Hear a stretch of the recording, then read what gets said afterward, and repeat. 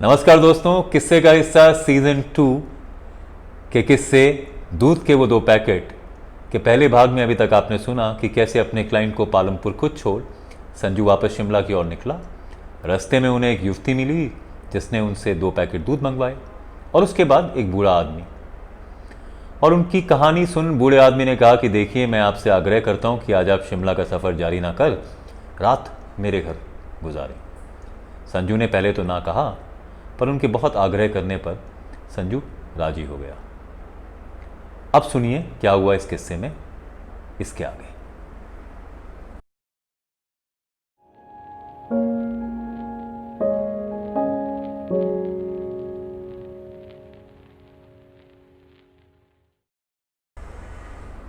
तो अब वो थुरल पहुंच उस बूढ़े आदमी के गांव की ओर निकल पड़े।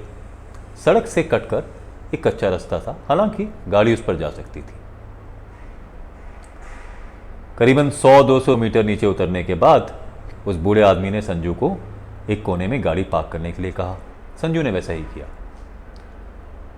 संजू हालांकि थोड़ा घबरा भी रहा था। उसे लगा कि ना जाने किन परिस्थितियों में वो पालमपुर से निकला, युवती का क्या रहस्य है, इस बूढ़े आदमी को दूध के पैकेट के बारे में कैसे मालूम पड़ा, और ना जाने क्यों वो बूढ़े आदमी की बात मान रात एक अजनबी के घर गुजारने के लिए राजी हो गया।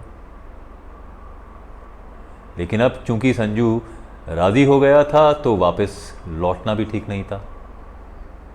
फिर संजू ने कहा कि देखिए साहब, ये एकदम नॉर्मल आदमी दिखाई दे रहा है, और इस बीच बातों में उन्होंने बताया था कि वो एक एक्स सर्विसमैन है। तो संजू को लगा कि देखिए, अब तो यहाँ तक आ ही गए हैं तो रात यहाँ गुजारी जाए और फिर सुबह अपना सफ़र जारी रखा जाए। और जैसे कि उस बूढ़े आदमी ने कहा था, गाड़ी पार्क कर वो थोड़ा सा पैदल चले और उस व्यक्ति के घर पर पहुंच गए। एक साधारण गांव का घर था। एक बैठक और साथ में लगे 2 छोटे कमरे। जैसे ही वो उस घर में पहुंचे, लाइट कम थी क्योंकि शायद गांव में बिजली की वोल्टेज नहीं थी।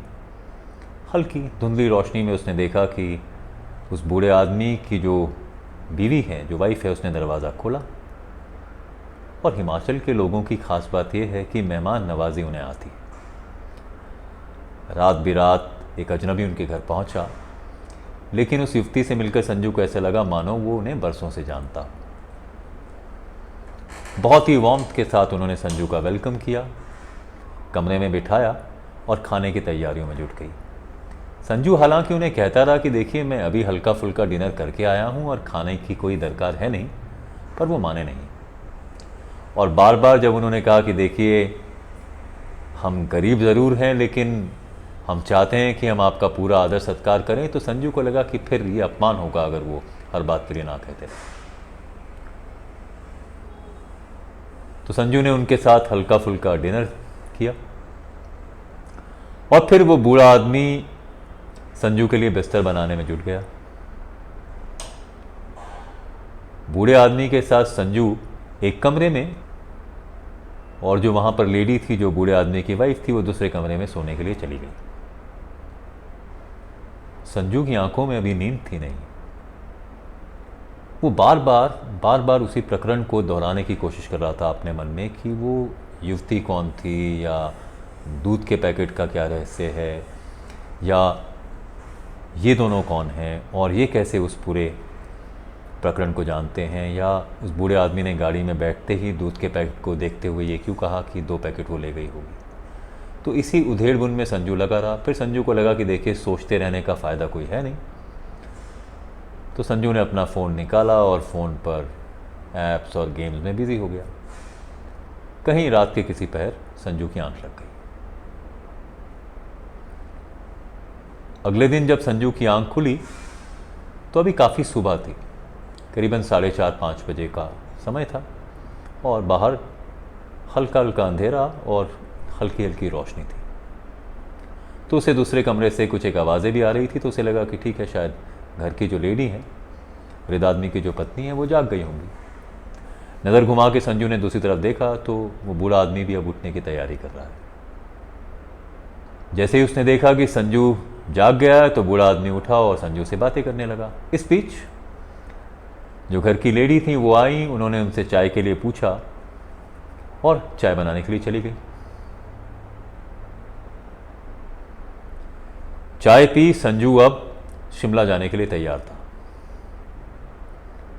इस बार बूढ़े आदमी ने उन्हें रोकने की कोशिश भी नहीं की, क्योंकि शायद उन्हें भी पता था कि इन्हें अपना सफ़र आगे रखना है जारी।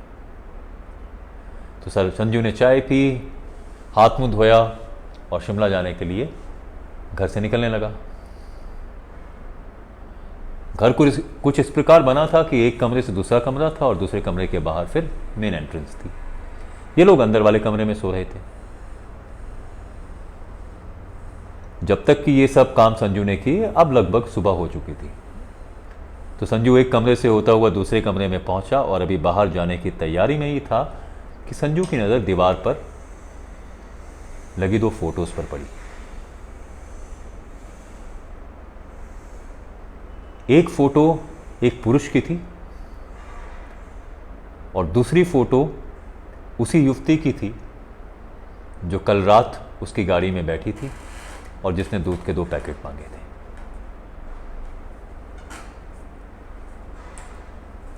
संजू ने जैसे ही दोनों फोटोग्राफ्स को देखा, खास तौर पे जैसे ही उसने लेडी के उस फोटोग्राफ को देखा, संजू के पैरों तले जमीन निकल गई। ये दोनों फोटोग्राफ ना सिर्फ दीवार पर टंगी थी, इन पर फूलों का एक हार भी टंगा हुआ था। संजू को ऐसा लगा कि उसमें सोचने समझने की कोई भी ताकत नहीं रह गई है। वो बस लगातार उन दोनों तस्वीरों को ही देखी जा रहा था। इस बीच वो बूढ़ा आदमी पीछे से आया और उसने संजू के कंधों पर हाथ रखा और कहा कि आप बैठ जाइए, मैं आपको पूरी कहानी सुनाता हूं। फिर धीरे धीरे उस बूढ़े आदमी ने किस्सा बताना शुरू किया। उसने संजू से कहा कि ये जो तस्वीर देख रहे हैं आप, ये जिस आदमी की तस्वीर है वो मेरा बेटा है। इसका नाम सूरज था। सूरज भी उनकी तरह फौज में था। खास बात ये थी कि सूरज को दूध से बहुत लगाव था। बचपन से वो दूध पीने का बहुत शौकीन था और अक्सर वो रात को दूध पीकर ही सोता था। और यहाँ तक कि वो रात ही रात में 1 लीटर दूध तक पी जाया करता था। लेकिन हम खुश थे क्योंकि एक अच्छी आदत है। फिर सूरज की शादी हुई और ये तस्वीर में जो आप औरत देख रहे हैं, ये पुष्पा है, सूरज की पत्नी।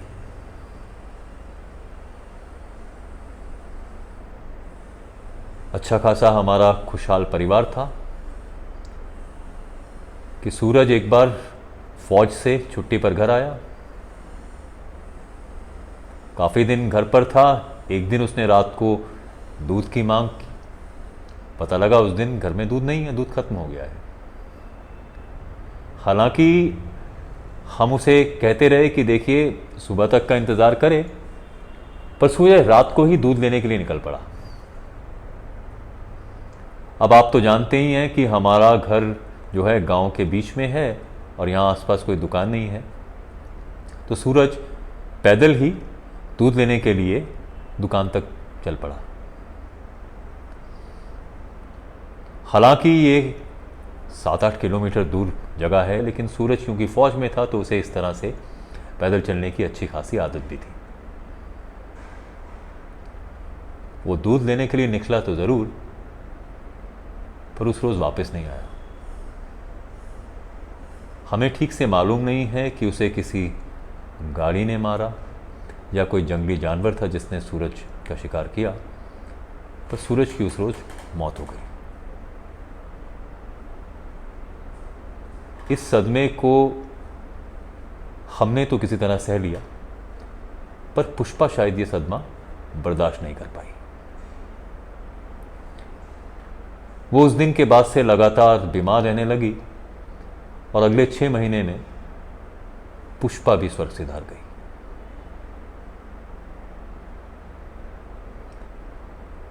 जब तक पुष्पा जिंदा थी, पुष्पा हर रोज़ हमसे एक ही बात कहती थी कि अगर घर में दूध होता, अगर घर में वो दूध के 2 पैकेट होते तो सूरज आज जिंदा होता। पुष्पा ने कभी किसी का कुछ नहीं बिगाड़ा साहब, लेकिन हाँ, अक्सर वो कुछ राहगीरों को उसी रास्ते पर मिलती ज़रूर है, और वो उन राहगीरों से सिर्फ एक ही मांग करती है कि मुझे दूध के 2 पैकेट दिलवा दो। कल रात पुष्पा आपको भी मिली। जैसे ही मैंने आपकी गाड़ी में दूध का वो पैकेट देखा, मुझे यकीन हो गया कि शायद पुष्पा आपको मिली, और क्योंकि वो 2 पैकेट दूध से ज़्यादा नहीं मांगती, इसीलिए मैंने आपसे ये प्रश्न किया कि शायद 2 पैकेट दूध तो वो ले गई।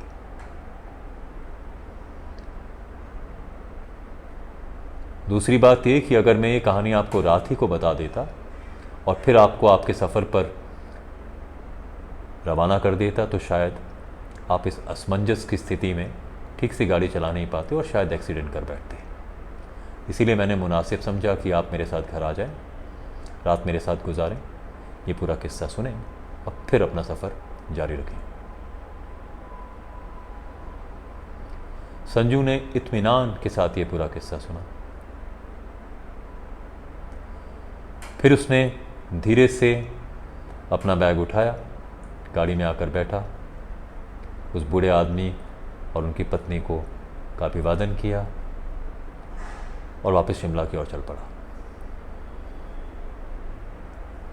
शिमला संजू उस दिन भी नहीं पहुंचा। बिलासपुर में संजू की बीवी का घर है, उसके इन-लॉज रहते हैं, तो संजू सीधे वहीं गए।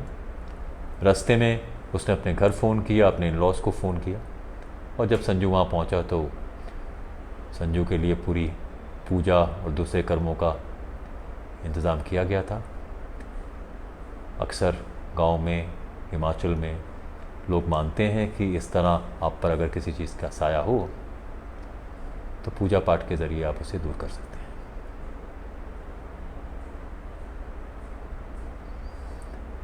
तो दोस्तों, ये था किस्सा दूध के वो 2 पैकेट। कैसा लगा आपको ये किस्सा? ज़रूर बताएं हमें, भेजें अपने सुझाव, भेजिए अपने किस्से, ताकि हम बना पाए उन्हें किस्से का हिस्सा। धन्यवाद।